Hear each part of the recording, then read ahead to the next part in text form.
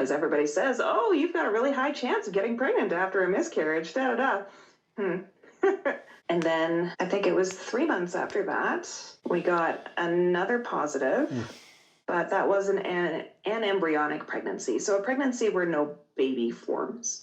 And after the second pregnancy, I've been asking my doctor, hey, can we do some further testing? Because the first one, you're just like, oh, mistakes happen. It's a roll of the dice. The second one, it's like, okay, that's 2 in a row now. And they were like, oh, that, things happen. And after the third one, I was like, okay, this isn't just things happening. There is something going on here. Can we investigate this finally? Yeah, so that's important to recognize. For those of you who go to your OB, okay, if you have one loss, they're likely not to investigate. The old guidelines said that if you had 3 losses consecutively, that now you can start to dig deeper. Now they were allowed to dig deeper. The new regulations or guidelines say after 2, but most OBs still follow the 3 rule. So just understand that.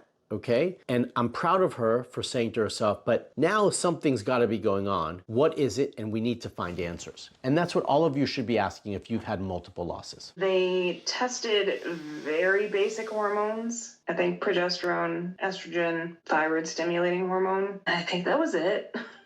Not a lot. And they were just like, yeah, things look normal for your age. It's fine. I was like, no, things aren't fine. I just needed to find somebody that would listen to my concerns because I knew deep in my bones it wasn't just fine. So I live in Canada, and so the doctors kind of have to operate within a framework in order for the government to reimburse for services. So I kind of get that. I work in healthcare myself, but I just really needed somebody in my corner. So I started looking outside of the system at naturopaths, acupuncturists, and somebody that was really experienced with fertility. And after some web searches, Dr. Sklar's name kept coming up very routinely. So I figured I would take the plunge and try it out. So I need to comment here because I really want to credit her for pushing for more for herself. It's all too often we just listen to the doctor in the white coat who says there's nothing more, everything looks fine. As she just said, in Canada, and not just in Canada, but in the US and other areas, they're dictated by what insurance will reimburse. And so it's not about you and your health. It's about insurance and reimbursement. And so we need someone to listen to us, who's in our corner, who's gonna advocate for us and support us, just like she said, right? Just like Jillian said. And so that's where you need someone to support you properly. For you, that is super important.